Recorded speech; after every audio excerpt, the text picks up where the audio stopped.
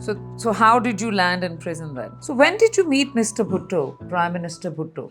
Was this before the imprisonment or after? They told Khalid, इनको मेरी तरफ से खाना खिलाओ. ये कहेंगे प्राइम मिनिस्टर से मिलने आए हैं, उसने खाना नहीं खिलाया, तो इनको लेके जाओ किसी अच्छी जगह पे खाना खिलाओ. What do you see as the key challenges PILDAT faces today, and what are the likely future challenges of PILDAT? So how did the hunger strike finish? Did somebody intervene? Did the government come to its senses? What happened? Hello, everyone. Let me welcome you to the first ever podcast that I'd be recording, or I am recording now, for a channel that I intend to focus solely on some of the people that I wish to talk to and some of the areas that I wish to touch upon and discuss. And it's my honor and privilege. And I couldn't think of a better place to start this journey with other than Mr. Ahmed Bilal Mehboob, who's the president of PILDAT. I have spent more than 2 decades of my professional life at PILDAT. Before that, with the organizations that existed before PILDAT was founded. So our association certainly goes, More than 2 decades. I think, touching 3 now. I mean, PILDAT, of course, in its 23rd year. Yeah. But before that, if I think of OPSTEC and I think of Pakistan Calling and I think of Institute of Overseas Pakistanis, then Close to 3 decades. close to 3 decades now. We're My God, very long time. a very long time. So I thought that if I have to have a candid conversation with someone, which has to be professional, which has to be, about some of the things that I am passionate about, why not start talking about PILDAT, the organization that I've given so much of my life's work to. So here we are, Mr. Mehboob, Mr. Ahmed Bilal Mehboob, we're with you. I expose myself to your fire. Is bad. It's not going to be fire at all. It was just a conversation. And I thought when I was looking at what will I ask you, because there are so many things that, so many journeys in a way, professionally that we've done together, that I thought why not ask you before I even ask you how PILDAT came to be. World only knows you as president of PILDAT, as a political analyst, as a columnist. Um, why don't you start by telling us a little bit more about your personal life, your professional journey? We know, but your personal journey into where you are today. How did you choose to be where you are? What led you to be here? Thank you, Aasiya. And I think this is going to be a unique kind of a podcast in which I'll be getting an opportunity to talk about myself, which I have tried to evade for a long period of time. I thought talking about oneself is a bit boring, but here you are asking questions, so I will have to speak about myself. Uh, as you know, I'm an engineer, civil engineer, and I did my engineering from UET Lahore in 1972. Practically, it had become 1973. And I continued to practice civil engineering till 1998. So it was good 25 years before I changed my tracks. So I was engineer primarily, but I think it will be useful to mention in order to understand my journey that while I was studying engineering in UET Lahore, I was still very deeply interested in political developments of the country, in politics as such. And students' politics used to be very vibrant at that time. At that time, yes. I was elected president of Students' Union of Engineering University Lahore back in 1971. So 1971, 72 was my final year, and that's the time when I was elected. So that basically set the tone of my life in a way that exposed me to so much politics because political activities outside educational institutions were somewhat restricted. They were not allowed to hold any public meetings. They were not allowed to take out any procession. So most of the time, these political leaders were invited into the institutions to come and speak to students. And they also invited student leaders to their indoor meetings. So we came to know all the first rank top leadership of various political parties. Air Marshal Asad Khan was at that time very top political leader, very popular at that time. We came to meet Sayyid Abu A'la Maududi at that time, and many others. All the Wali Khan at that time. So that is what Mr. further Bhutto, Mr. Zulfikar Ali Bhutto as Mr. well, Bhutto. if I remember Yeah, correctly. I met two or three times. Happened to Prime meet him, Minister, Mr. Prime Zulfikar Ali Minister. Bhutto.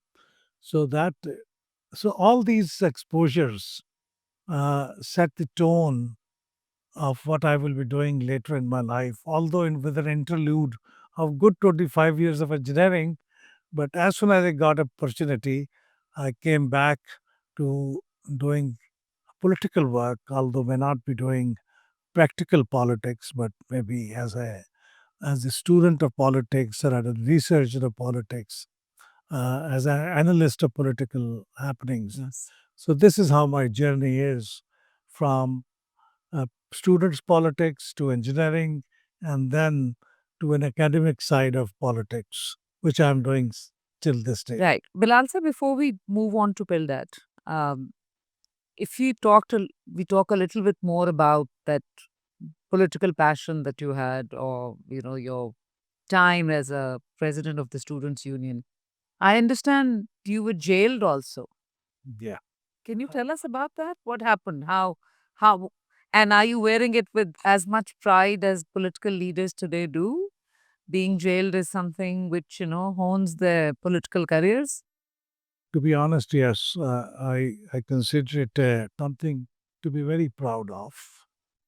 And not only proud, but also I think my life has not have been as rich uh, in terms of what I understand about politics today had I not been to prison. Since I was there, although for a short time, about 40 days, What got you there? as a student, that was the time, very, very tumultuous time. When Bangladesh was created, Pakistan was separated into two parts, and East Pakistan became Bangladesh. But we were not ready to come to terms with that harsh reality. Pretty much the year of your presidency of Yeah, Students' Union, that's when right. the country was still reeling from that separation. True. So that was a time when Zulfikar Ali Bhutto was first president and then prime minister. And that is when he thought, in his judgment and wisdom, that Pakistan should recognize Bangladesh.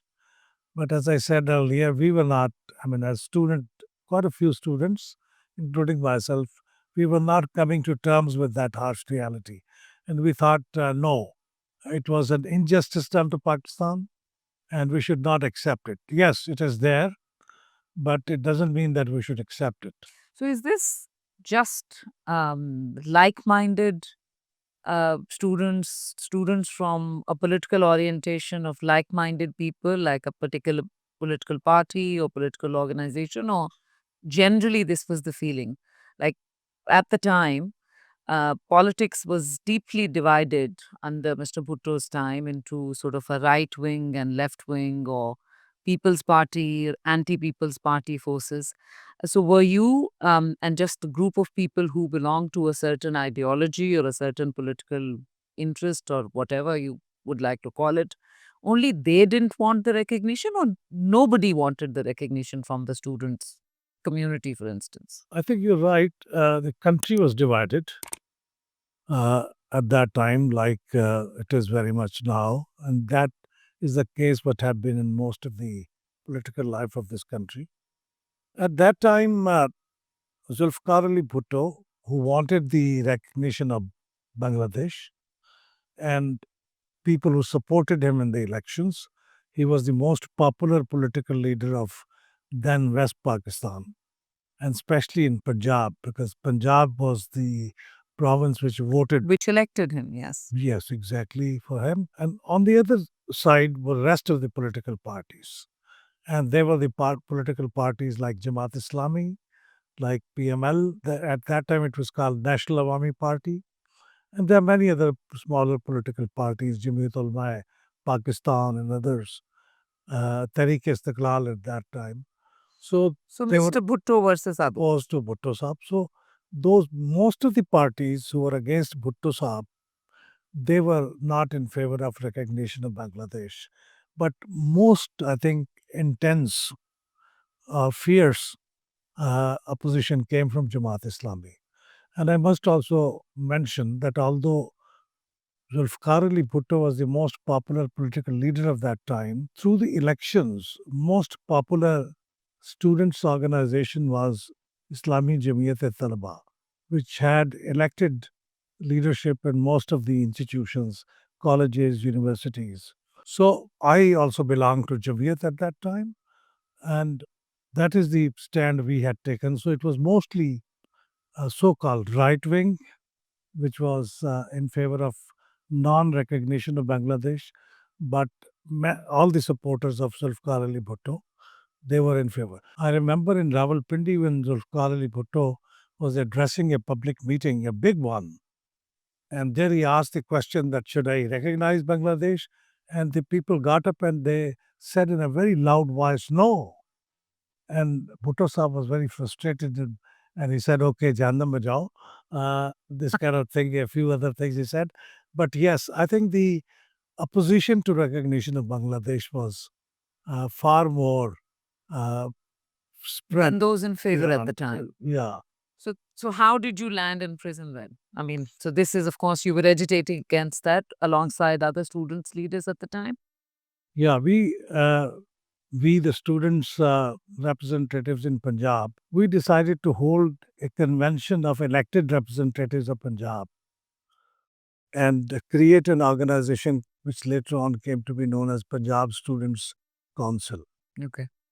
And we had a convention organized in Punjab University. There was a multi-purpose hall of student teacher center, and there we had, I think, about more than 200 elected representatives of all colleges and universities of Punjab. They gathered, and we passed a resolution that we should not accept the recognition of Bangladesh, and we decided to hold a larger gathering of students at Minar Pakistan the next day. Die was cast, and in the evening, when our convention was had a dinner break, and we were in the cafeteria having dinner, we were surrounded by a convoy, huge convoy of police, and we saw the lights of the vehicles and we were surprised what is happening. And soon they came in, barged in, and they arrested us and they put us in police vans and they took us to a place. At that time, it was called Chudukana. I think about an hour distance from the hall. It was December, very cold night. And then the next day, they picked about 10 of us from them, and we were brought to a place which is called, at that time, it was a kind of an old, dilapidated Haveli adjacent to Chahi Kala, which is Right. called Fort. So it was attached to that fort, and that was at that time called CIA staff was stationed there, and that place was called Chuna Mandi. Okay. So that was considered to be a very terrifying place. People used to be very afraid if someone landed there because that was the torture cell, a torture den of the hardened criminals. So we were taken there. It was a very haunted place. Most of the structures inside were already in ruins. So we were taken there and we stayed there for about, I think, close to about 11 days or 12 days. Right. And then we were transferred by the orders of the court when we were given judicial remand. So we had landed in Kot Lakhpat jail. So that is where we ended. It was about 41 days prison divided in these three places. That's long enough. Yes. And And so treated how? I mean, we today we're living in a world, or at least the country, the situation is not very dissimilar at this time. So I think you're very able now to say with your personal experience, hota hai shab roz tamasha mere aage. You've gone through that. The political dissent is dealt with only in one way. So how were you treated inside the prison? How were people like you treated? I mean, the student leaders who were with you there. By the way, Javed Hashmi was elected Yes. chairman of the Punjab Students' Council, and I was elected as Secretary General of Punjab Students' Council. Earlier, there was a Lahore Students' Council where all the educational institutions of Lahore, their elected representatives were banded together in Lahore Students' Council. So, being chairman of that, I was made Secretary General of Punjab Students' Council. So, those 11 people who landed in Kot Lakhpat jail and earlier in Chuna Mandi CIA staff included Javed Hashmi and myself, and 9 other people. They were also elected representative. Ziaullah Khan, who was president of Hamayat Islam Law College, Iftikhar Feroz from Punjab University. So the leaders Leaders of or the Prince College, troublemakers who would lead the whom others. they, in their judgment, they thought these are the people. Khaja Falauddin from Amir College, vanguard of agitation by students at that time. So we were taken there. We were generally outside. We came to know when people came to see us. The general feeling outside and news was that we are being tortured. Right. But to be honest, it was not so much of a bodily torture, but we were shown people being tortured every day. They were hung upside down from the trees and they were hit with cans or lashes. So this was happening before us. People were lying on the ground and roller was put on their Right. legs and all worst kind of tortures we could see there. But we were not tortured. The Generally, student yes. But when we were in Kot Lakhpat jail, an incident happened due to which we decided to go on hunger strike. And I and Javed Hashmi, we went on hunger strike, so we were separated from the rest of the people. We were put in a Zanan Khana, which was a ladies' prison, but ladies were probably moved elsewhere. And we were placed there, 11 of us. So, 2 of us, we were taken out and we were placed in solitary confinement after we declared we are going on hunger strike. So what caused that? Because we protested against, they probably came and they shoved us inside before sunset. The law is that before till sunset you can stay outside, Right. but they came and decided to do that one afternoon somehow, and they did it very harshly. They were very rude to us, and we said, "What is this?" And we said we will protest against it, and we went on hunger strike. Me and Javed Hashmi, so we were taken there. Of how many days? It was, I think, 5 days, 5 or 6 days Of hunger strike. of hunger strike. It was a harrowing experience. I think I had no experience of being hungry before and even after, but it was something which taught me quite a bit.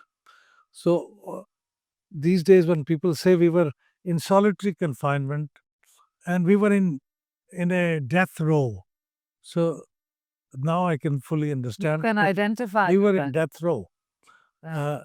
Death row is, where they have 3 or 4 cells put in a compound, within a compound, and within the jail compound. So very highly secured place. And in those cells, each cell had one person. But in that case, one of the 4 cells at one extreme was Javed Hashmi, and I was on the other extreme. Oh, so you weren't even close to each other that you No. could talk to each other. We were so desperate to talk that we used to shout at each other While being to hear each other's voice, yeah, while we were there. So that was the death row. That was called, in jail parlance, it's called chakki.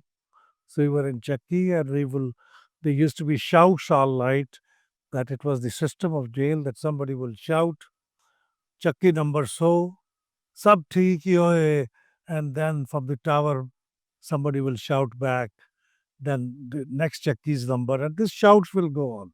So it was an experience to itself, and nobody who has ever been to jail would not understand. Although there was no torture, but I remember that when there used to This be is torture. I mean, your democratic right to protest against a policy that a sitting government is hell bent or very keen to go ahead yeah, with, and I you remember that protest and you put behind bars. there was a railway track just next to Kot Lakpat jail. And when a train used to pass and we could hear the sound of the railway engine and the train passing, that is what could remind us that there's a life outside which we can't be part of. So that was torturous, that you are confined to this place and you can't move out. And I remember President Asif Ali Zardari recently in an interview said, the very feeling that you can't move out of here, Yeah. that gives you a feeling that you are not part of this life, greater life outside. And that is what torturous position is. Yeah. So how did the hunger strike finish? Did somebody intervene? Did the government come to its senses? What happened? One day, we were told in our solitary confinement that you should shave. And we were surprised that why they're asking us to shave and take a shower and change your clothes. Around midday, we saw the member of National Assembly at that time, very highly respected Maulana Zafar Ahmad Ansari. He walked in and he walked into my cell and then he asked, bring Javed also into the cell. So we together were brought in for the first time. And Zafar Ahmad Ansari Saab told us, look, I was called, I was not here, I was outside the country. And Maulana Zafar Ahmad Ansari at that time used to act as a mediator sometime between the uh, government and the opposition. And I remember when the constitution was being framed, 1973 constitution, Zafar Ahmad Ansari Saab tried to mediate and made the opposition agree with the and government brought to one platform to agree on it. So yes, he said I was outside the country and I was called by Ghulam Mustafa Kar, who was governor of Punjab, that please come and we need you. So I came and he told me to come and meet you and ask you to discontinue your hunger strike. And they are ready to apologize for the harshness and rudeness that day, and they will this will not happen again. So I looked at Javed Hashmi and Javed Hashmi looked at me and Zafar Ahmad Ansari Saab said, I'm the guarantor. I assure you that it will not happen. So soon then Kinu juice was ordered and we were given Kinu juice to break our fast. And we were told to drink it very slowly, it will harm you. After, I mean, I understand that when this entire period had happened, Pakistan did eventually recognize Yes. Bangladesh, and there was a summit Yes. in which Bangladesh, the representation of Bangladesh was. How did it come about? Did Bangladesh actually attend that Yes. as a country? There was a summit of Islamic countries in Lahore, and basically that summit had the purpose of basically rejuvenating Pakistan after the debacle of separation of East Pakistan. But also, I think that provided an opportunity for Bhutto Saab to make the recognition of Bangladesh more palatable Right. and more acceptable to the people of Pakistan because such respected figures like King Faisal of Saudi Yes. Arabia and Yasser Arafat and Abu Madian of Algeria, all these people were there. So they agreed that you should accept the recognition of Bangladesh and then Sheikh Mujibur Rahman would come. They had also spoken to him. So Sheikh Mujibur Rahman then, after Eventually Pakistan, did attend. Sheikh Mujibur Rahman came, attended some sessions of the summit, and he attended the reception at Shalimar Garden. And Bhutto Sahab and Sheikh Mujibur Rahman's historic embrace was on the photographs.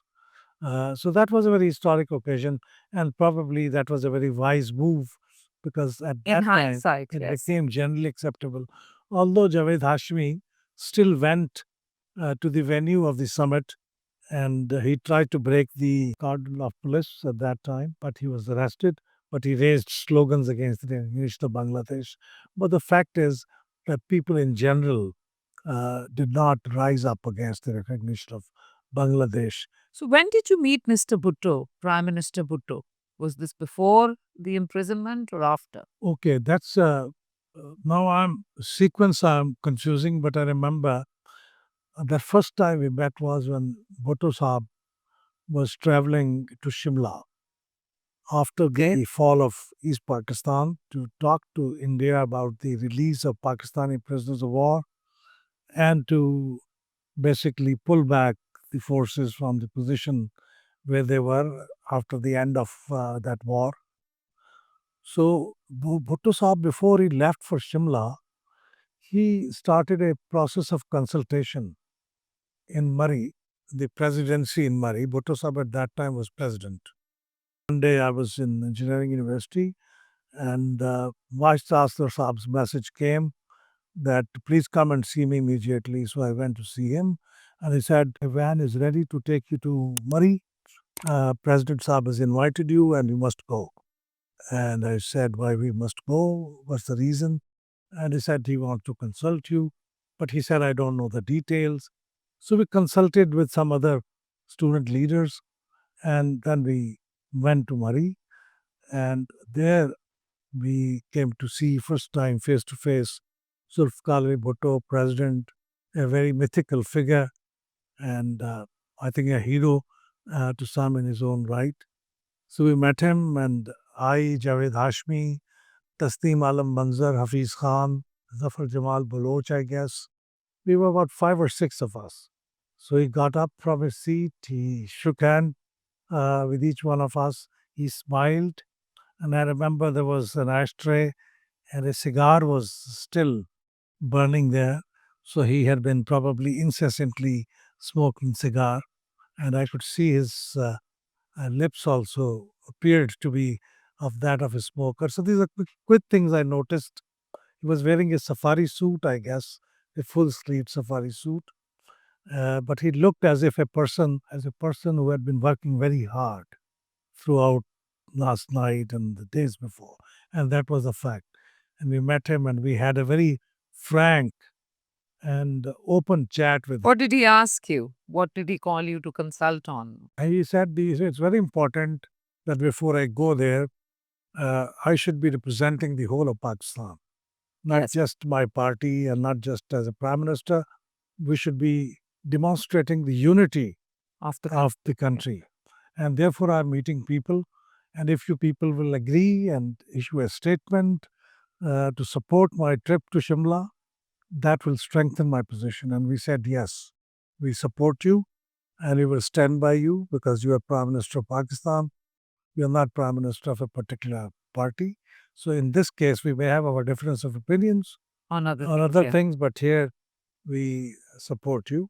Although he was blamed at times of being acting very autocratic, but he was also a very open Democrat. And he asked us and he listened to us. We were very bitter at some of the things which we told him at that time that you did this, you did that, you should not have done that. And he tried to explain everything. Few documents which we that you have recognized Bangladesh in your joint communique with Ethiopia. We said, no, it's not the case. He asked somebody and told him, bring that document. And then he read that maybe it is misquoted in the media, but I did not recognize. This is the exact text. So much detail. So we had about close to 2 hours long meeting with Right. him. And he was very tolerant to criticism and he was, for example, we told him that you have recently called a very senior politician, Mumtaz Muhammad Khan Daltana, as a chua, as a rat. I mean, is that uh, something which you should be? That a political leader should say, yeah. And he said, and he laughed. He said, उसकी तस्वीर देखी है कभी? उसे मैं चूहा ना कहूँ तो क्या कहूँ? So he said, no, it doesn't look decent and That's civilized. not becoming of the stature of Yeah, a he leader. said, Yes. yeah, I take your point, but it didn't show any remorse at what he said. But this was the kind of conversation we were having. And then he shared with us that what are the difficulties the country is going through, and it's a very delicate time.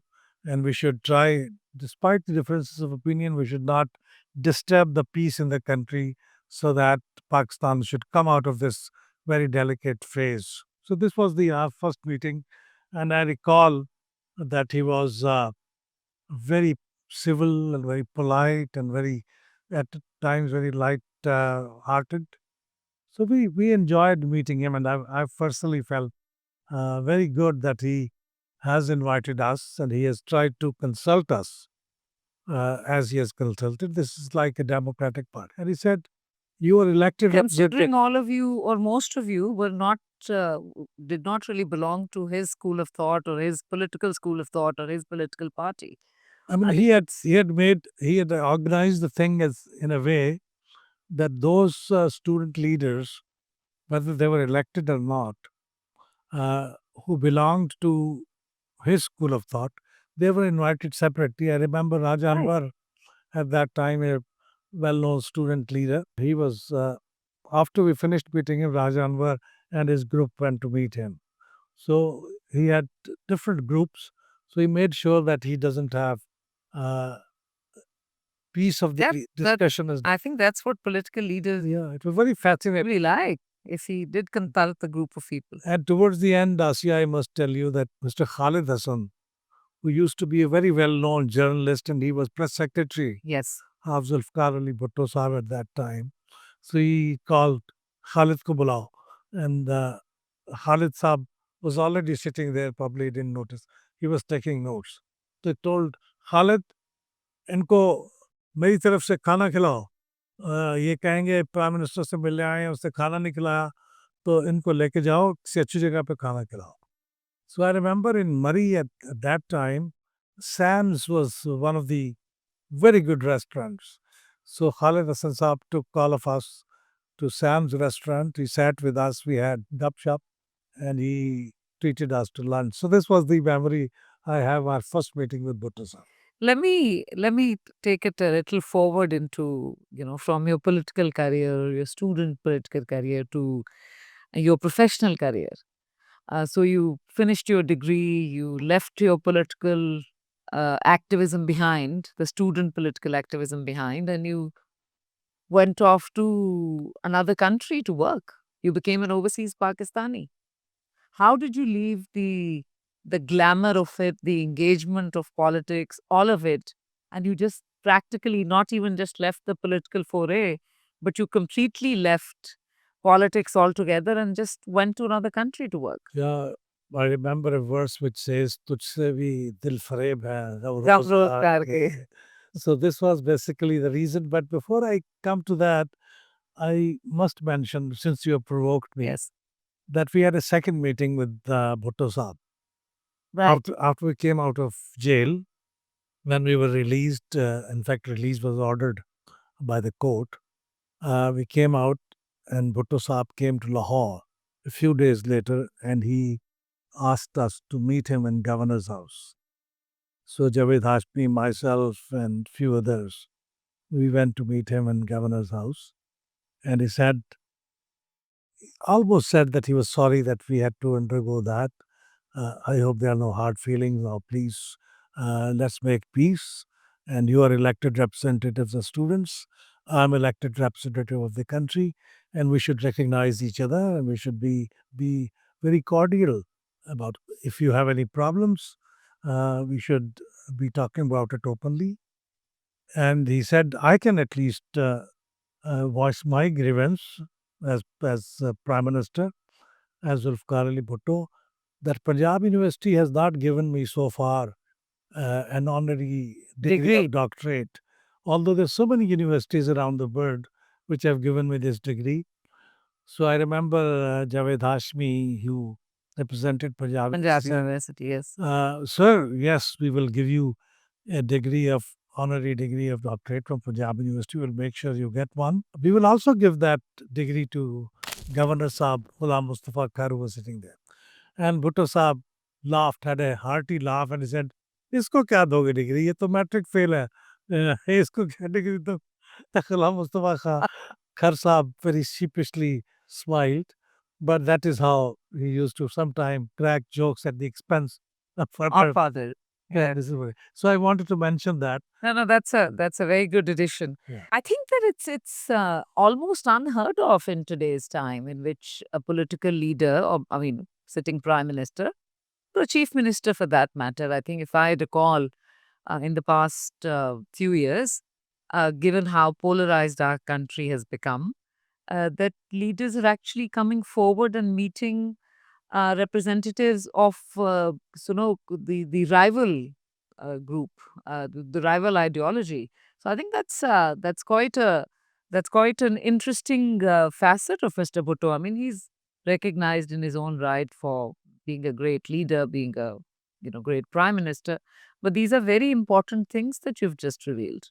Yeah, and I think it also tells us that how confident, how supremely confident Bhutto Sahib felt in himself, that he could engage with his opponents and still bring them around and convince them to his point of view. And even if they are not convinced, he could probably understand.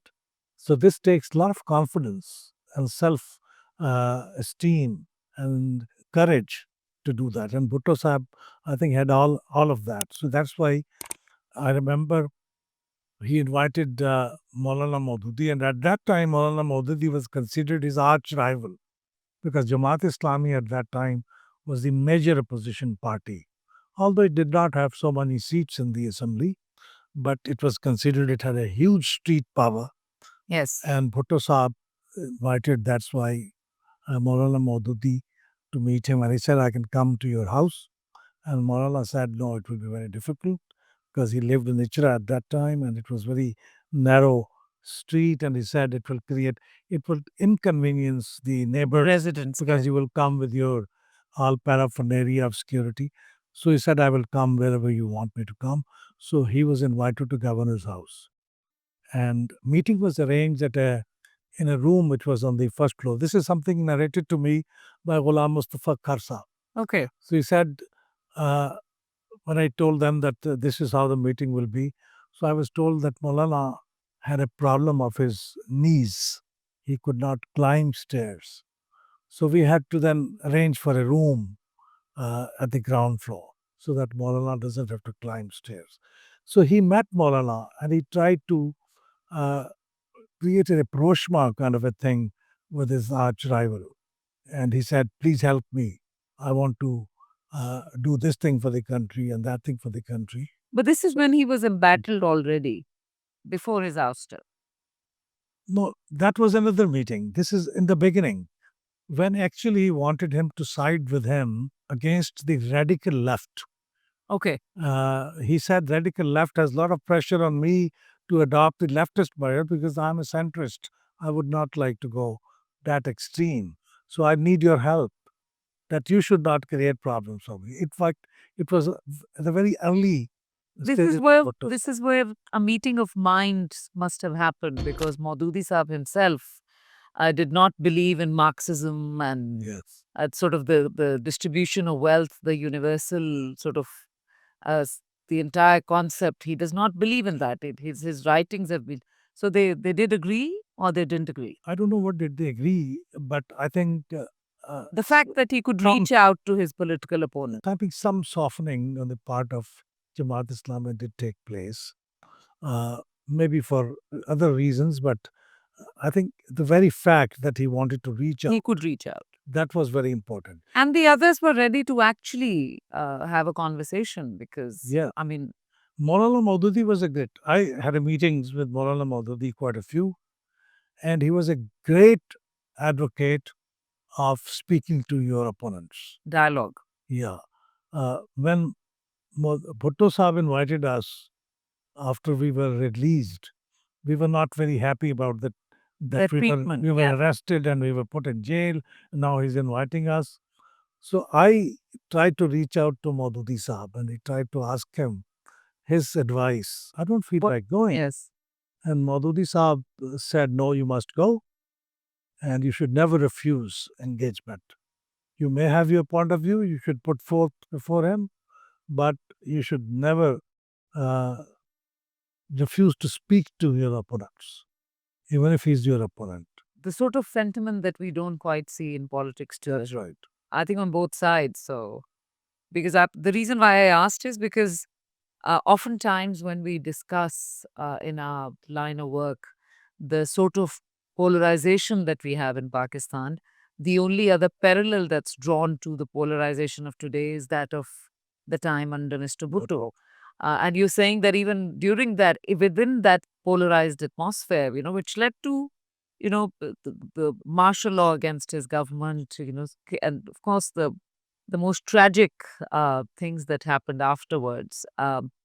Yet you're pointing out that he was able to talk to people, his political opponents, his students, young people who were his political opponents, and Yes. it's at night again. I think hold this thought. We'll come to the pervasive issue that this country and its democracy faces, and when we come to what PILDAT has been doing and why we've been doing what we've been doing. So, Game Rozgar, how did Yes. you decide to leave all of this excitement and go to Saudi Arabia, is it? At that time, again, thanks to Zulfikar Ali Bhutto, who opened the uh, doors for people to go and serve abroad because he allowed passports to be issued to everyone who wanted it. It was a So very, you're saying that before the 1970s, so in the 60s, Pakistan did not send professionals abroad? very few. First of all, there was not so much demand because then you remember when the oil weapon was used by the Gulf states and suddenly their income became very high and then they embarked on a very ambitious development project which needed professionals to come and serve there. That was one. And secondly, getting a passport used to be a Herculean task at that time. It was not easy to get a passport. Like getting a telephone connection at the time. Yeah, even more difficult than that. I remember I saw a slip.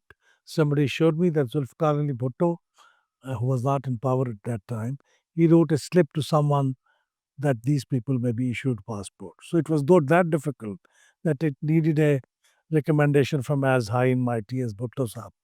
So Bhutto Sahab made it very, Bhutto and Khan Abdul Qayyum Khan, who was the interior minister at that time, everyone could get passport very easily and then he could leave.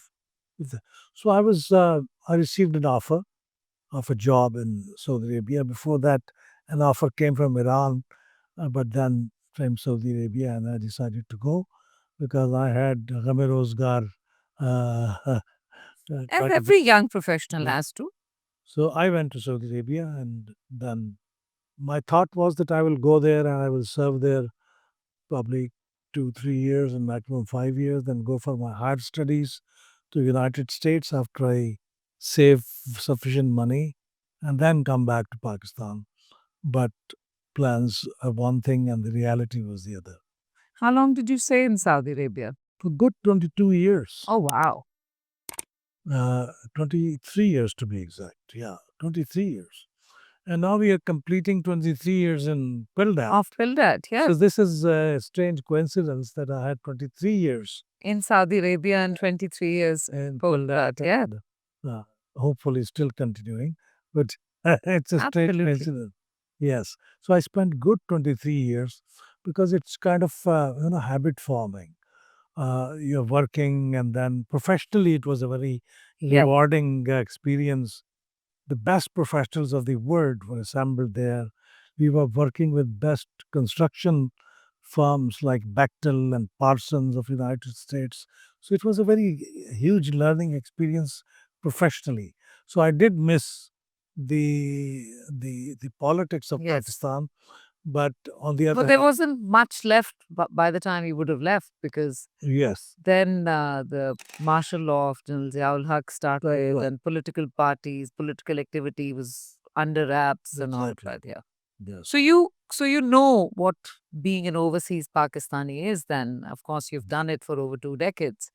What was life like for somebody who'd gone in with such an exciting political sort of atmosphere of Pakistan and going to a country which to this day is has a system of government which is nowhere, which can't be recognized or compared to any sort of a democratic society or country. How did you feel? What was the society like? What were the feeling like? And how did you How did you keep that flame of political interest alive as an overseas Pakistani professional living there? I will narrate you an incident which tells you how I wanted to see in everything, try to study how the system of the government works. My first assignment in Saudi Arabia, uh, soon after reaching, first 1 month, I went to fill in somebody's place in a place called Al Qasim, which is midway between Riyadh and Medina, Al Munawwara. But then I was posted in a place which is deep inside the desert, and that desert is called Rubal Khali, empty Yeah, quarter. empty quarter. So that is where I was put in a place called Wadi Dawasir to supervise the construction of a water supply scheme. Now imagine a place as desolate as Wadi Dawasir, and there they were trying to provide safe drinking water to each and every citizen. This is the decade of 1970s we're talking about Yeah, it still. was 75 to be exact, 75, 76. So there we used to receive instructions that in addition to the water supply scheme which has been designed, where the pipeline should be laid, a Badu who had a tent somewhere deep in the desert away from Wadi Dawasir, he had written, they used to call it Barkia, a telegram, to the king. They used, these people who are Bedouins, they have a habit or they have a system of addressing right directly the king. So he wrote a, since the correspondence eventually came to me, he wrote a telegram to the king, and king sent it to the probably minister for agriculture and water, and minister of agriculture and water to somebody else, and then eventually it landed in my hand, and the instruction was to get water to him, uh, and whatever estimate will be there, it will be approved. So it was, I think, 6 or 7 kilometers inside the desert, and there was only one tent. There was not that many people were there. So, since the order was there, we laid a pipeline up to that tent, Just for that one person. and that person got potable water. So, this was another angle of a democracy working for the people. Although it's monarchy, although there are no elections, so in strict and classical sense, it's not democracy. But if the people can be heard, and the whole time which it took from that Bedouin's telegram to the time it came to me, it was, I think, about 10 days. Wow. So, despite the fact there was no email, no nothing, it was all used to come by hand, by paper. So, a governance The 10 system days. which was, even at that time, delivering to its citizens. That's right. So, yeah. So, these were the things which I used to notice and enjoy, and I got to work on some very exciting projects, which I still remember. Development of the city center of Riyadh area, which is redevelopment actually, and we looked at the city center of Damascus and city center of many other places, and how the city center of the Westminster place in London was developed, and how other places. So that was a very exciting journey to understand and being associated with such prestigious projects as Qasr al Hakam project in Riyadh. Yeah. In the center of Riyadh, yeah. Mm. So, Bilal Saab, I know you've had that experience of working as a professional engineer, and you're praising the job satisfaction that you had. But how about extracurricular activities? How did you, how did you keep connected with Pakistan? So, in a way, I was always an activist. As I said, in college, I was in students' politics. In university, my activism took to another height. And then after that, and during that period, interaction with the top political leaders of the country. So, I was active. So, in Riyadh, it was a very restricted place. No public meetings, no gatherings, no associations. But still, in that gray zone. Expats. are not or were not allowed to have any political association of any kind with their Yes. country. Yes. Okay. But through the patronage of a prince, there was an association already existing there, which was called Pakistan Cultural Group. Okay. And I had initiated the formation of Pakistani engineers, a chapter of Institution of Engineers Pakistan, which is headquartered in Pakistan. But I tried to establish its first overseas chapter in Riyadh. And it continued its activities till the time I was there. Even now, it is there and it's very flourishing chapter of overseas Pakistani engineers. So after that, I was asked to join Pakistan Cultural Group and became its Secretary General after some time. So these were the activities we used to invite people from Pakistan. Very, I remember Justice Naseem Hassan Shah was one time invited. Mukhtar Masood Saab was invited. Uh, Former Chief Justice of Pakistan, another Chief Justice of Pakistan, Sajjad Ali Shah was also invited. So there are many people who came to at our invitation and addressed Pakistani gatherings. So that was, we somehow kept some connection with Pakistan and what is happening in Pakistan through the good offices of Embassy of Pakistan in Riyadh. So yeah, I kept connection. And engineers chapter was also a place under which we used to invite people like, for example, Mr. Hassan Iqbal, who was Deputy Chairman of Planning Yes. Commission. We invited him at one time. Head of NASPAC, we invited him at another time. So we were keeping connection with Pakistan. It was not very difficult, being only 2.5 hours away From, yes. from Pakistan. Yeah. How did you decide, with the flourishing career over there, your active connection with Pakistan? How and why did you decide to come to Pakistan? I mean, there are still people, I'm sure, in Saudi Arabia who must have been there when you were there, professionals like you, who've chosen never to leave. That is right. It was a very difficult and extraordinary decision. Usually, people are asked when the jobs come to an end, they're asked to leave, and they leave and they again try to go back. So, this was the pattern. Our people would go to a place like Canada, which offered citizenship, Yes. and they would leave their family there and they will come back. But leaving on their own accord was very, very rare. But since I had this passion of, connecting with the larger Pakistani system, national affairs, etc. So we had created an organization there, Institute of Overseas Pakistanis, and we organized two conventions in Pakistan, in Islamabad. In one of them, President Farooq Laghari came as chief guest. So we kept, so there was something was missing after having served 22, 23 years there. I felt there's some emptiness in But yourself. that's every immigrants Yes, sort of that hollow feeling that they have. yes, Economic migration leaves that desire. that's right. People living, I mean, we know that of Pakistani community living overseas, but every community living overseas always has this dream in their head that they're only here temporarily and they'll go back to their home countries. Yeah. But more often than not, that's not Right. realized. And I think on this phenomena, one of the eminent overseas Pakistani in UK, and you remember we hosted him, Yes. Mr. Anwar. He wrote a very nice book called The Myth of Return. Yes.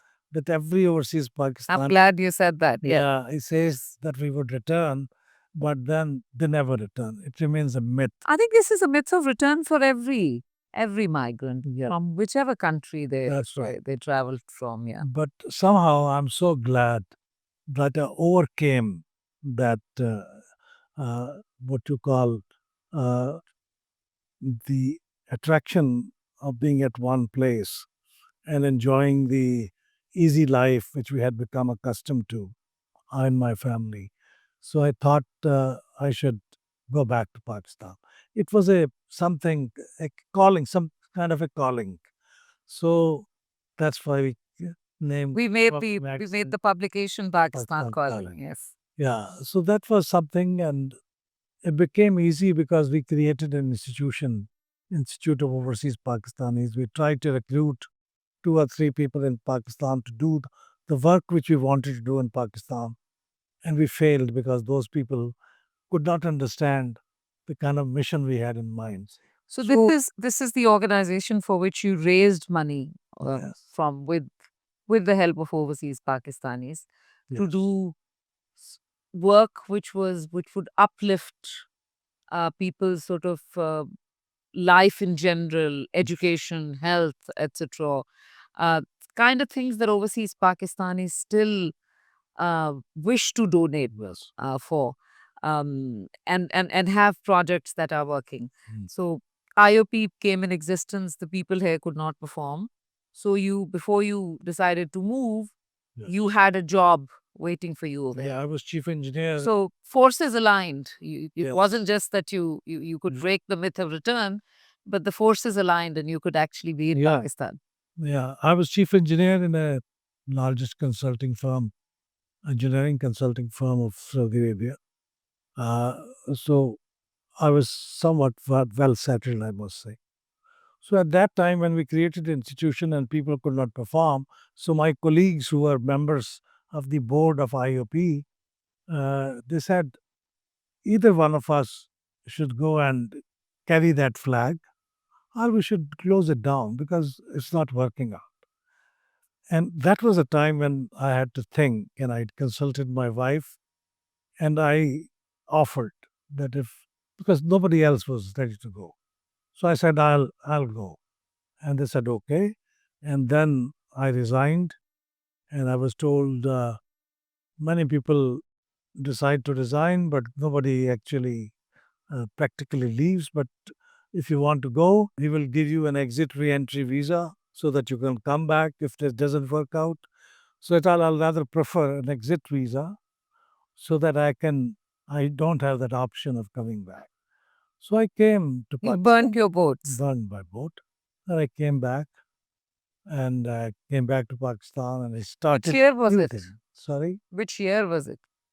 it was 1998 Okay. to be exact. And again, I think another myth that you've broken is that we know, I mean, that's also the leading figures that one looks at, that the returning migrants, they come back, they try and resettle, but more often than not, Yes, they return to the countries that they were actually working in because they either find issues with the governance system of the country, they find issues with the way the day to day things are done, yes, the bank account, dealing with the government, dealing with non government institutions, etc.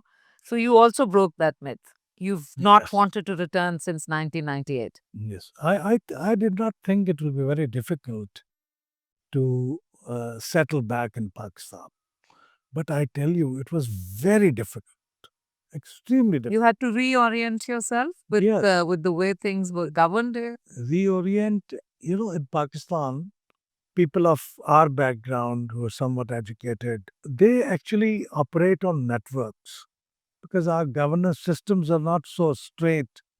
Even if you have to have a driving license, maybe system is somewhat uh, streamlined now, but at that time, you need somebody to speak to somebody to, so that you don't have to waste too much time to get your driving license, to open a bank account, to buy a car or something like that, to recruit a driver.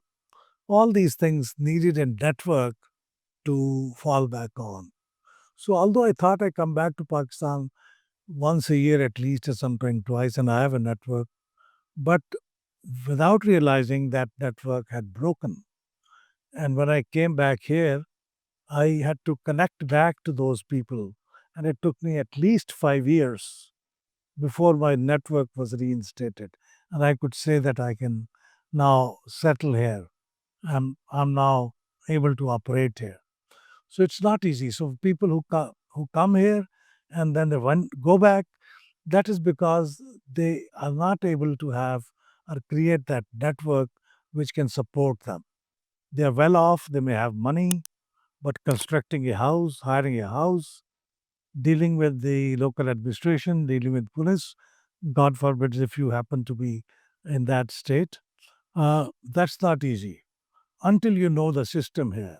Once you know the system, then it's uh, very easy operating here, much better than any other country. But if Is you that don't have because to, people who actually leave the country then sort of forget the system that they left behind, yeah, and that broken system's still there? exactly. And they get used to the system where they have been living for a long time. That how system works How in some, streamlined yeah, things are and in how easy they are. our United States. So they feel not only them, their children, they also feel very awkward here because they are used to a different kind of a very, I would say, rather artificial kind of a system. And here, it's a very different system. So even children find it difficult to adjust. So it becomes a challenge, yeah. So very few people are able to Are able to face that withstand that. challenge. Yeah, Yes. So you're one of those people. fortunately, yes. So with IOP, there was, you had set out some goals for yourself. One was health, one was education. There are things that you set out to do. There was a publication. That's where our association began, where, I was hired to lead Pakistan Calling, be its editor, and we published that for a bit, and we tried to sort of connect again the with the diaspora, Pakistan and the diaspora. How does it work? That was functioning. How did you reach the decision that it should now not be these areas where you're only connecting with diaspora or trying to improve the lot in one area or the other? How did you transition to creating a very political organization, non-partisan, but a very political organization? How did that happen? Very interesting. In fact, the idea of IOP was there were many organizations of overseas Pakistanis, and most of them were operating to work for overseas Pakistanis' welfare and represent them before the government to get some concessions or convey them the problems overseas Pakistanis are facing. But IOP was distinct because it was meant to bring something from overseas Pakistanis to Pakistan. Their investment, if they want to have a welfare projects for Pakistan, not for themselves, because it was for Not those. just using the channels that exist, like donating to an existing organization. Your organization actually wanted to establish its own presence and then do the work. And many overseas Pakistanis do not even know what channels exist. After having lived many years outside Pakistan, they do not know what is a reliable channel to go through and establish something. So that is, we thought that IOP will help them, inform them, and provide them a credible information, and for not only for them but also their children, so they can come here to Pakistan. Middle East people used to come here frequently, but people in Europe and United North States. North America, yeah. So for their children to connect them to Pakistani culture, to heritage, we thought we will also work for that. So that was the idea. But we started with educational project, small schools in villages, and Overseas Pakistanis yes, educational network. they Yeah. funded and a college of computer science. But soon we realized that education project in isolation will not work until the overall system of the country, which we call governance, doesn't improve. Democratic governance in our case. I'll tell you a very interesting thing. We wrote a letter to Department of Education in Punjab that we are establishing about 50 schools in villages, and we Funded also, by IOP. yeah, and we plan to establish a very high level college of computer science in Lahore, and we will need just your guidance to tell us which are the villages which where we should establish those schools, etc. But a very interesting reply came which said, without appreciating that the overseas Pakistanis are trying to do something for the country, they said, yes, we noticed that you are trying to establish some primary schools and you are trying to establish a very prestigious College of Computer Science. What about the middle tier, about colleges and high schools? Come and take care of that as Why, well. why are you not doing that? So I was very surprised that that there is little appreciation of the fact that their people are doing something. But they are basically asking that why don't you do that? Also, take over the entire system.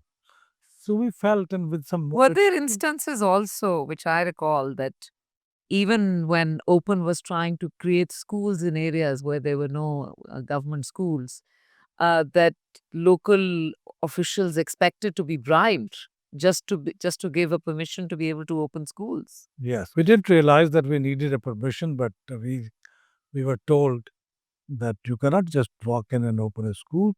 You need to go through the system, and then we were given the message that you should gratify us. You should somehow, and we will, so that we should So you were appalled. also. So, so we thought there's something wrong with the overall system of governance. Until we address the system of governance, these small interventions like establishing a school, establishing a college of computer science, and this is my impression with all well intentioned people who are doing that, even now, that this will give you satisfaction. You feel good about it. The feel good projects that we established 50 schools, we established 100 schools. But until the governance of this country doesn't improve, this will not make a major difference. So you decided, Bilal Sab, after the experience that you had in IOP and OPSTEC, that an organization funded by overseas Pakistanis tried to actually provide service in areas where there were gaps, like in education, in areas where there were no government schools, in health, in IT education, which was up and coming at the time. But your efforts got frustrated. You felt that this targeted approach, in which you go in only for certain areas, like, overseas Pakistanis or others, they donate for mosques and they donate for educational institutions. This is not going to work. And we're going to have to change the democratic governance structure and performance. How did it lead to then? I mean, this was the key area, but of course, PILDAT then went on in a very targeted fashion to look at what Parliament does and what parliamentarians, how they work. So why PILDAT and how then it got the gap then got converted into what PILDAT was when it was actually created in 2002. After realizing that unless the overall governance of the country is not addressed and issues of governance are not addressed, these smaller interventions will not lead us anywhere. So we thought, what should be that overall governance issue which we should be addressing? So we, at that time, which is members of the board, they realized that let's work, go around the country and try to check where is the major gap or gaps. So I remember I came to Pakistan from Saudi Arabia and I went to various assemblies, provincial assemblies, and National Assembly and Senate, and to the Election Commission to try to understand where are the gaps of governance. And I came to the conclusion and I presented a report that probably in Pakistan, the parliament and the provincial assemblies are the weakest link in the overall chain of policies and governance and democracy, And the most charged with that responsibility. the most charged. Everything is done in their name.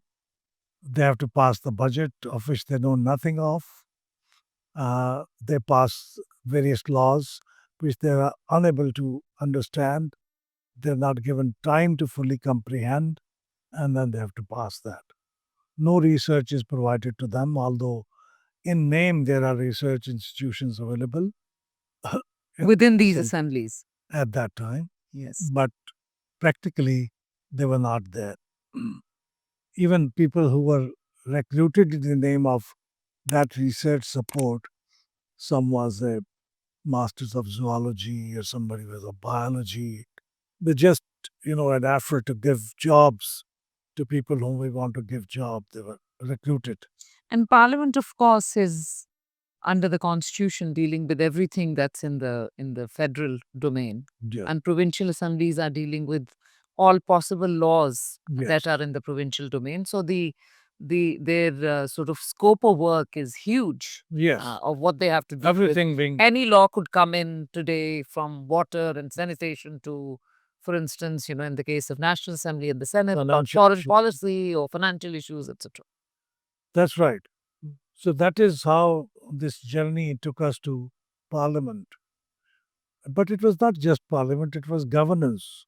And Parliament was, as a supreme sovereign institution, supposed to oversee the quality of governance. And now this is 2002, when Pakistan is under another military dictatorship.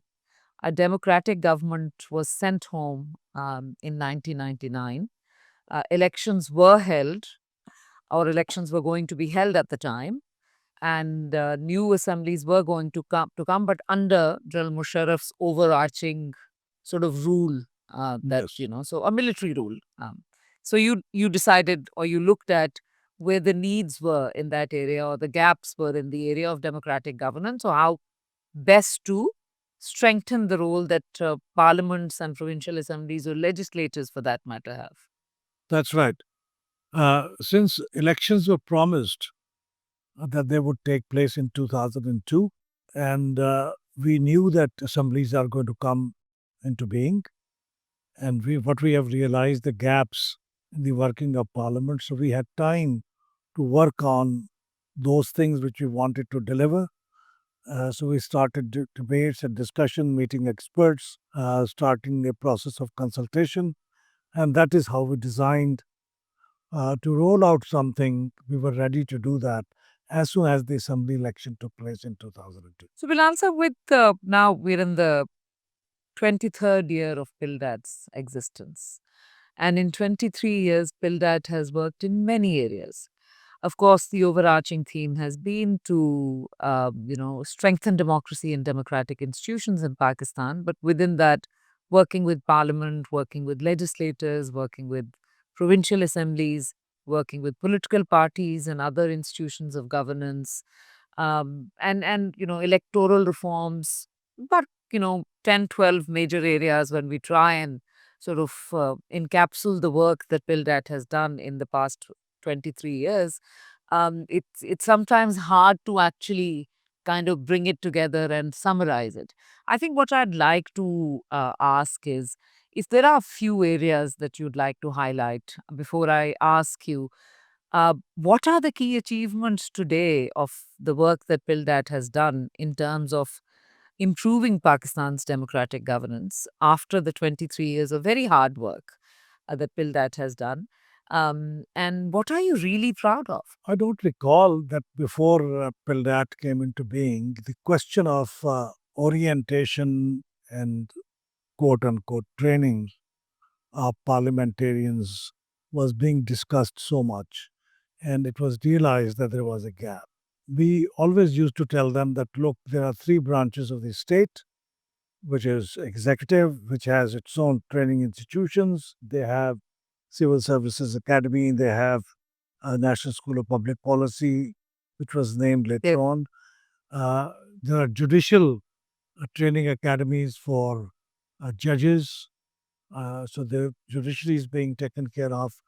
Only pillar of the state is the legislature, which doesn't have a proper system to train them, orient them, to tell them about their duties and responsibilities. And although in many developed countries this job is done by the political parties, over a period of time, because of the continuity, they do that function. We saw that in Germany, that political foundations working with political parties, they do this responsibility. But in Pakistan, unfortunately, we did not have continuity. So political parties themselves do not have that level of strength and resources or even awareness. So therefore, we thought there's a need. So first thing, I think this realization came that something is missing, something needs to be done. And that's why you would see in 2009, 7 years after we Yes. instituted PILDAT, it was 7 years of very consistent work of work and we're legislators showing and what needs to be legislatures. done. Yes. And in fact, providing a template for the work, the Pakistan Institute of Parliamentary Services Came into was being. established through So the the help of, first success of PILDAT, that yes, the gap that PILDAT identified exactly. and actually tried to fill in for a few assemblies, Yes. then brought the parliament itself to the realization that an institution under parliament or provincial assemblies should be formed True. This is very well funded institution, by the assemblies. and a very nice building was constructed by USAID. So it's a very nice setup. But we at that time we thought that it should be there should be two parts. One should be as it is now, and the other part should be not governed by the government. Yes. But it didn't happen. But nevertheless, we were talking about achievements. So one major achievement was that. And secondly, I think, as you also know, that our civil military relations group recommended, and we came and tried to create a blueprint of a national security council. Yes. We did not have a national security council till that time, and we picked out the examples of many other countries like India, like United States, like Israel, and some other countries, and we tried to convince the government that we should have a national security Various council, governments actually. various governments, and it should be led by the prime minister. It should be headed by the prime minister. So some attempts were made to make national security council, but they were all headed by the president, which is not the right thing to do in a parliamentary form of government. But eventually, when Sartaj Aziz Saab, uh, late Sartaj Aziz Saab, who is a very eminent public intellectual, and he was a member of our civil military relations group. When he was appointed National Security Advisor in 2013, after 2013 election, he incorporated that blueprint which was created by the civil military relations group, and he then practically created National Security Committee. It's a work still in progress because a couple of its layers are still not It's completed. under a proper secretariat for the first time. But still, at least it provides a platform where the senior leadership of the military and senior elected leadership of the civilians, they sit together and talk about national security issues and every issue which they consider Which fit to falls under discuss. national security. And then a national security division was created, and a very capable person was made its first secretary. So that gave it a good start. But eventually, its momentum could not keep up. That's another story. But the third thing which I want to mention is quickly is that we always talked a lot about the superficiality of the parliamentary budget process. That parliament passes the budget, but it has no knowledge of what the budget is. So budget needs to be first discussed. So we proposed a number of reforms. Some of them were accepted. For example, uh, a public finance management act was promulgated, and according to that, now the budget strategy paper is first presented to the cabinet and then to the finance committee of the National Assembly and Senate. So this is somewhat a consultative process about what should be the budget like uh, the next financial year, and they are consulted by the consultation is held with the National Assembly and the Senate. And later on, although a Public Finance Management Act was passed by the provinces also, but there still the budget strategy paper is not shared with the finance committees of the provincial assemblies. So that remains to be done.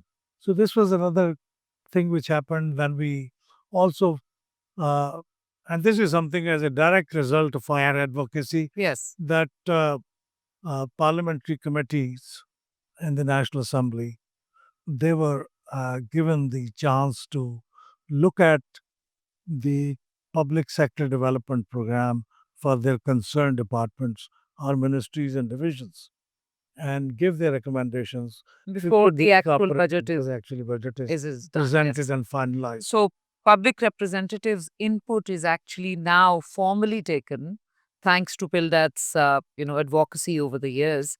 That input is now taken before the budget is finalized and presented before the parliament. And several provincial assemblies hold their pre-budget session as well. Yeah. Punjab, of course, started this. Yeah. Bilal said, and there, I think what PILDAT has achieved and what PILDAT has actually done is, of course, not so much for each our knowledge, because we've been sort of taking this, we've been working towards it together in the past over 2 decades. This is really for the audience as to what PILDAT has achieved in the 2 decades that PILDAT has worked in. We are here now. Some major things have done. There are some things that you talked about that can be attributed to our direct work. Some, of course, are policy changes that one can say, this is the realm of policy in which you can say, yes, you took the envelope this further and then you made inroads, you made some changes, but so many other factors must have come in and things changed. Today, what do you see as the key challenges PILDAT faces today, and what are the likely future challenges of PILDAT? And how do you plan to overcome these challenges? Just if you give me a minute before I talk about key challenges, I want to quickly mention that PILDAT has created a body of knowledge in the form of publications, soft on our website and hard copies distributed among all the parliamentarians. So I recall an anecdote for you that when I visited the residence of Shah Mahmud Qureshi Saab, a very eminent parliamentarian, former foreign minister, and I think one of his close relations had passed away, and I went to offer Fatiha for that, and I sat in his study and I looked at that on the shelves, a complete collection of Peldat publications were there, and I said, I'm so glad to see that I've arranged them in such a way that whenever something is discussed, I take out that publication and consult that before I participate. And this is a major leader of a major political party. Yes, I think I've seen our publications displayed in many of the Many political offices. leaders That's right. of today. But I talking to answer your question, challenges. I think a major challenge which we face. There are so many in electoral reforms. I Yeah. mean, starting from a computerized voters list Yeah. to many laws that became CNIC. CNIC, the many laws that were passed that we advocated for, they were actually done. The Pakistan's electoral system, in terms of its constitutional amendments and legal amendments, so much work that PILDAT did with in electoral reforms in Pakistan. Yeah, one of the major areas of reforms we focused on were electoral reforms. And some of the key reforms were implemented, fortunately.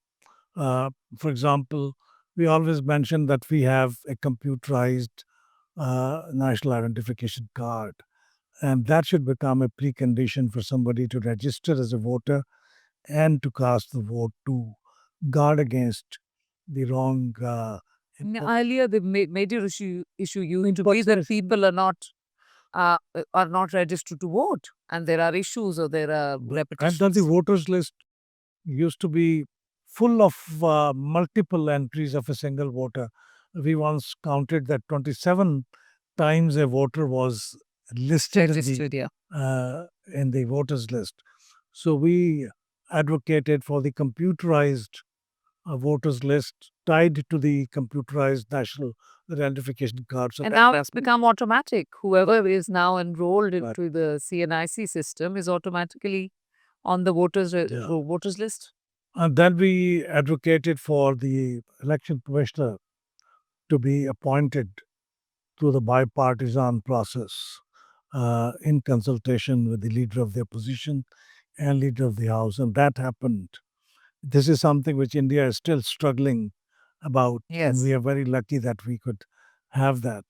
And then you recall that the chief election commissioner and members of the election commission had to be from the judicial background. Yes. They had to be former judges.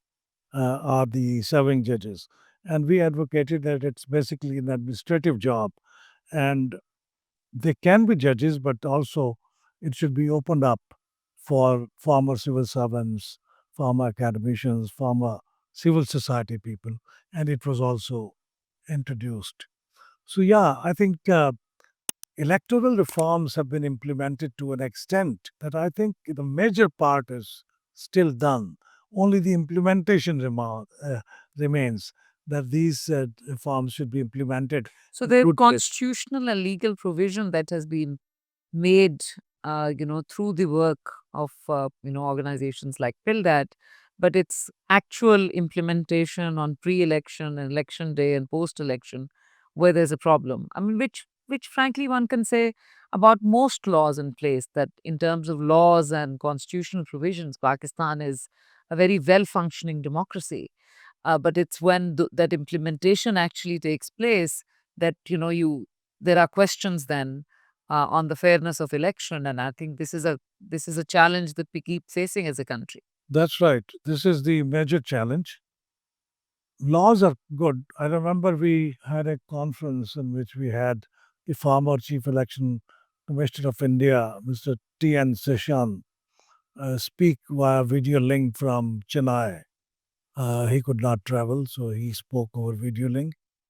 And he said, I've seen all your election laws and your constitutional provision, and the sum total of that is apparently much better than Indian. So I'm surprised why the you are not happy with the result of the elections. So yes, the problem is not laws or the constitutional provision. Problem is the implementation. That is what we should be focusing on. So many feathers in Pildat's cap.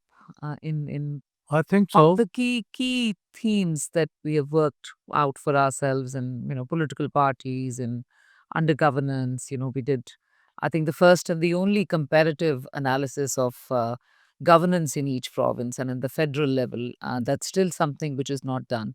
And I was just hearing some people talk about it, that the political impasse that we are in right now, as a country, perhaps the only thing that can work is when there is comparative understanding of which political government is actually providing better governance and which one is not. Um, so some of these things in which we've been, in many areas, a pioneering organization looking at how parliament works, looking at how democracy works, the independent analysis of that. And I think that's in a way, a very unique role when you compare to the global perspectives, where they say if you're the organization actually assisting legislators and legislatures, then you do not become the organization that's also looking at their performance objectively. And I know we were many globally, when organizations would discuss the work that we're doing, they'd say, well, how do you manage to still keep them in good humor when you're actually assisting them, that they ask you for your advice, but you're also sitting in judgment of how they're performing. And I think we've been able to do that fairly well, and with a huge, I think now, cohorts of MPs and MPAs and political parties and others that have gone through PILDAT's orientation and sort of capacity building programs, are in a way our very good constituency. That's right. I think when we look back on what we have done, sometime it's very difficult to believe that so much could be accomplished. Or To be honest, encompass or encapsule. yeah, I think when I sit down and I try and think, so many things come to you, and yeah. yeah. And very in-depth research work which has been produced. It was not just like a hastily produced paper. For I think example, that's the living legacy of yes, PILDAT. All the work that has been produced, that has been documented, that has been there, electronically available to everyone in the world now. yeah. Of course, to Pakistanis. Look at the That two will, days foreign policy process yes, course which we imparted to yes, parliamentarians. I think never foreign policy process has been discussed in so much cast detail. like this. So I think we had the four former foreign ministers present in that session. Former foreign Some scholars, secretaries, foreign secretaries, MPs, who ambassadors of many of major whom powers. came on, went on to then become foreign ministers of Pakistan. Ahmed Qureshi is Yes. one of them. And Yes. he was so happy that Sherry Rahman, who then became the ambassador of Pakistan to the US. And yes, yes. on water resources of Pakistan, we did a briefing session for them, Indus Waters Treaty, and what is apportionment, Indus Water Apportionment Accord, Amongst the and problems. what are the Yes. issues which Pakistan is facing. So there are a number of things Yes. we have fortunately done. Let's go to current and future challenges, and how do you plan to overcome them? Challenges, nature of challenges have been changing over time, and it had been a learning process as well. For example, uh, in terms of learning process, I think at one time we realized that although we are focusing on parliamentarians, but parliamentarians are not free agents. They are part of representatives of political parties. So political parties need to be focused on. And we did a number of interventions on political parties. So that was a great learning experience. And then we also realized that it's not just parliamentarians in parliament which need to be focused on, it's the parliamentary staff as well. Recall when we used to go to British Parliament, the people from the parliamentary staff who used to come to brief us. Some were graduates of Yes. Oxford, some were from Cambridge, Yes. very well educated and learned people. I think we need to focus at our staff in the parliament approach assemblies so that they also come from that elite institutions to be, because parliamentarians keep coming and going. And if the staff, very well There's a trained staff permanent is there, structure. Yes. they can be of great support to parliamentarians.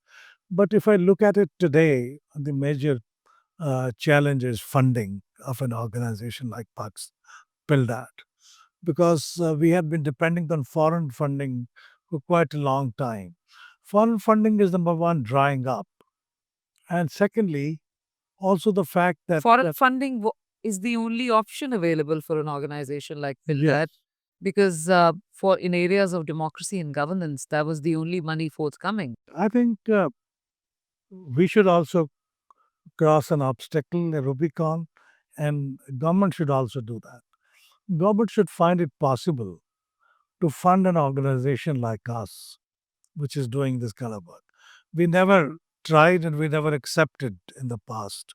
But now I'm convinced, like in India, there should be an objective criteria, but institutions like us, we are not just an organization, we are now an institution, and we should be supported by government. India has had a history of government after government, and it does not really matter Yeah. which government. It's just Right. a government's allocation of money which goes to civil society organizations for promoting research. Yes.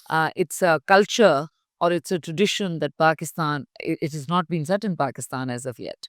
So yes, I mean, if organizations like PILDAT still have to look at foreign funding or drying foreign funding, how does one work? So Yes.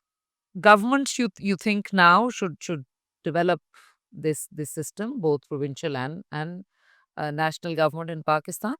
Where else can organizations like this be funded, which are looking at democratic governance and which touches the lives of every citizen every single day? Yeah, I think two or three things which the governments can do. One is about the governance. They are very keen to know, or at least they should know, what is the quality of their governance like.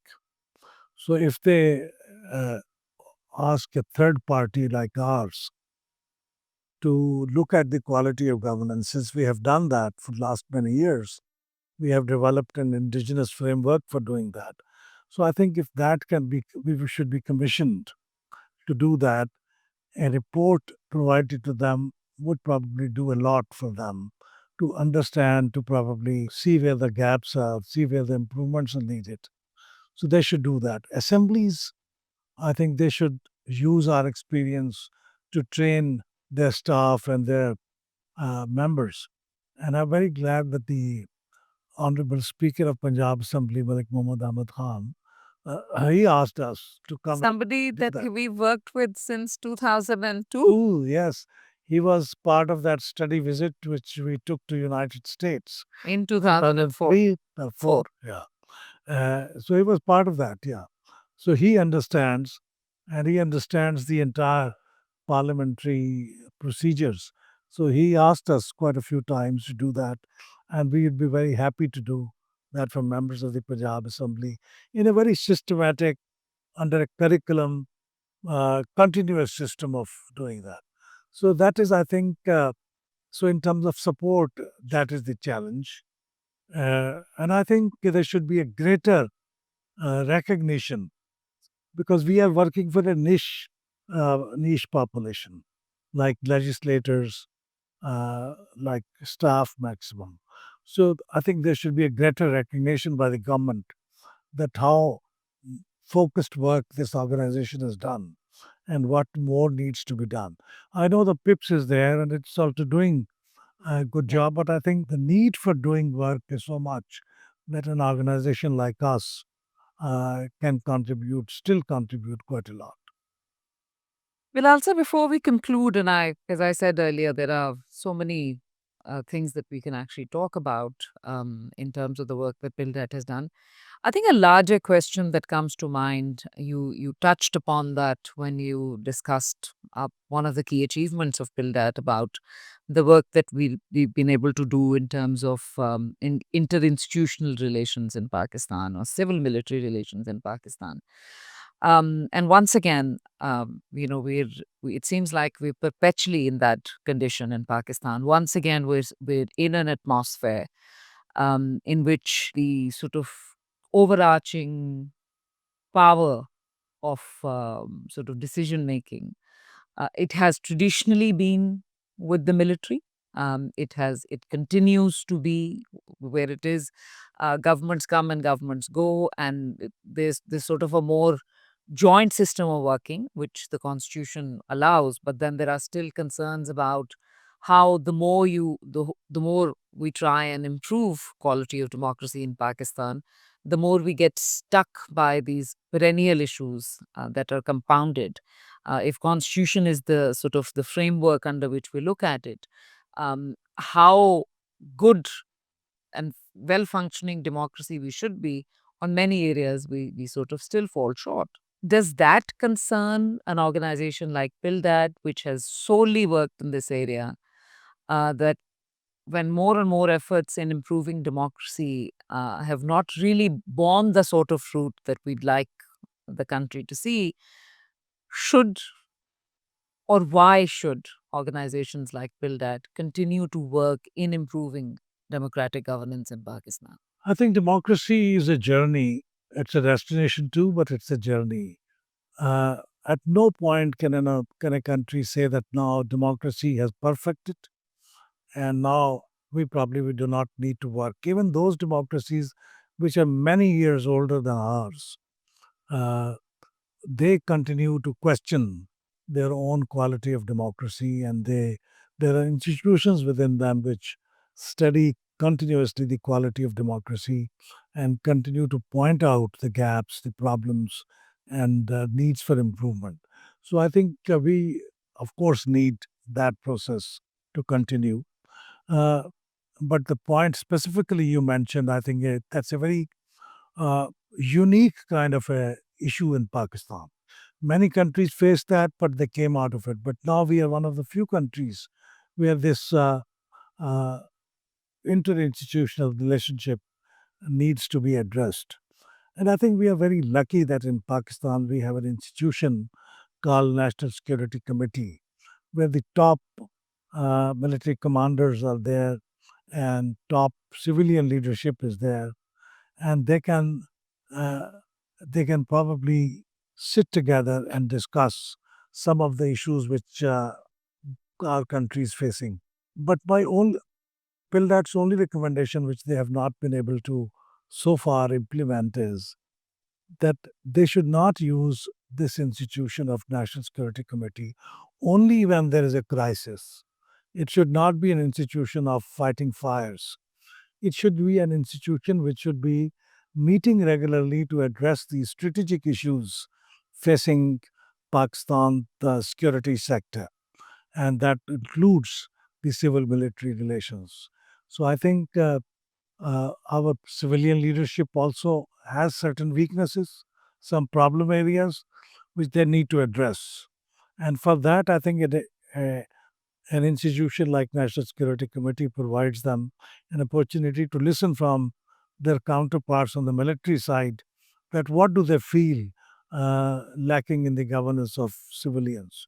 And civilians can also very frankly talk to the military commanders that their sometime looking at the past interference is not good for the country. So I think it provides them a very good platform to exchange views. And this is not going to happen in a week, in a month, in a year. This should be continuously discussed.